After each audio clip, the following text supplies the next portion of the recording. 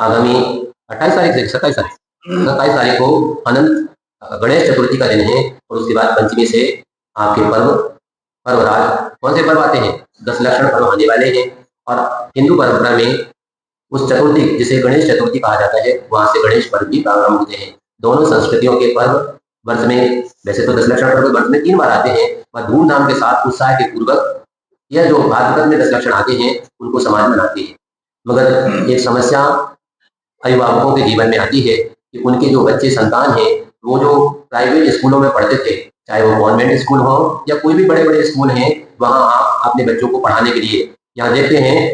रास्ते में गाड़ियां मिलती हैं बहुत, जो सागर ले जाती हैं या अन्यत्र ले जाती हैं बच्चों को। आपने फीस बड़ी बड़ी देकर के ऐसे विद्यालयों में तो अपने बच्चों को देख भेजा, किंतु बाद में पता चला कि उन बच्चों की त्रैमासिक परीक्षाएं उन्हीं 10 लक्षण के दिनों में वो रखते हैं जानबूझ करके। कारण क्या है रखने के पीछे उद्देश्य क्या? उनका उद्देश्य यह रहता है कि आपके बच्चे धार्मिक गतिविधियों से दूर रहें। उनके जब धार्मिक अनुष्ठान के पर्व आते हैं तो वह आपके बच्चों से ही अपने सांस्कृतिक कार्यक्रम कराते हैं, किंतु आपके बच्चे आपके धर्म के अनुपालन करने से दूर रहें, इसलिए उन 10 लक्षण या गणेश पर्व के दिनों में ही वह बच्चों की त्रैमासिक परीक्षा रखते हैं। क्योंकि शासन की जो पद्धति है उसमें त्रैमासिक,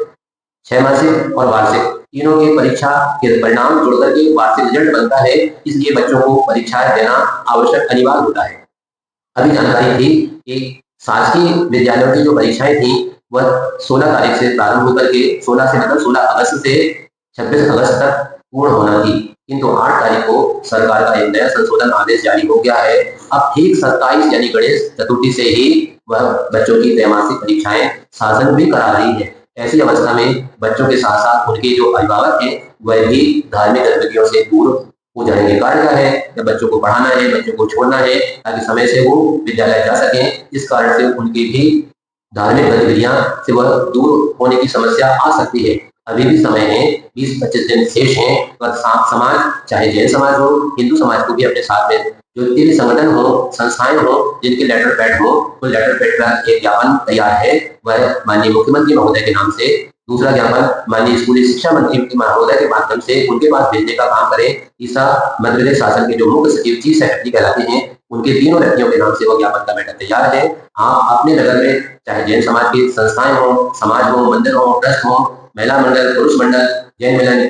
आदि, महिला परिषद, महासमिति, महासभा, जो भी संस्थाएं हैं, सोशल ग्रुप हो, वह अपने अपने संस्थाओं के लेटर पैड पर उस ज्ञापन के मैटर को तीनों के नाम से अलग अलग तैयार करें। उसकी पीडीएफ फाइल में उपलब्ध है और वर्ड की फाइल भी उपलब्ध है, ताकि समय रहते हुए आपका समीचीन प्रयास हो सके। इसी प्रकार से चाहे भाजपा के अनुसंघ जो संगठन है, चाहे भाजपा हो, चाहे विश्व हिंदू परिषद हो, बजरंग दल हो, जो भी संस्थाएं हैं, चाहे गणेश उत्सव समिति हो, दुर्गा उत्सव समिति हो, जिन भी संस्थाओं का आप सहयोग ले सकें उनसे भी सहयोग लेकर के अगर समय रहते आपने सब प्रयास कर लिया तो संघर्ष में जीवन का उपसंहार नियम से हर समय होता है। आपको वह सुखद समाचार मिल सकता है क्योंकि आपके विदेश के मुख्यमंत्री सह रहे हैं, आपकी भावना पर नियम से वो विचार कर सकते हैं, पर आपका प्रयास होगा तो वह कहावत ऐसा है कि बालक को माँ भी दूध तब पिलाती है जब बालक रोता है। आप अगर प्रयास करेंगे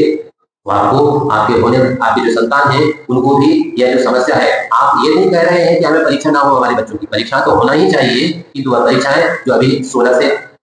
18 से 26 के बीच में थी, अब वो 27 से 6 तक ही रखी है। चाहे तो सरकार चाहे वह एक छोटा सा संशोधन आदेश जारी करवा दे कि परीक्षाएं अभी जो 27 अगस्त से 6 सितंबर तक थी वो 6 सितंबर के साथ 7 सितंबर से हो जाए, तो आपका भी काम हो जाएगा, शासन का काम भी हो जाएगा। आपका संगठित प्रयास अगर होगा तो नियम से आपको सफलता मिलेगी। मिले यही मंगल कामना विद्या विद्या महाराज की।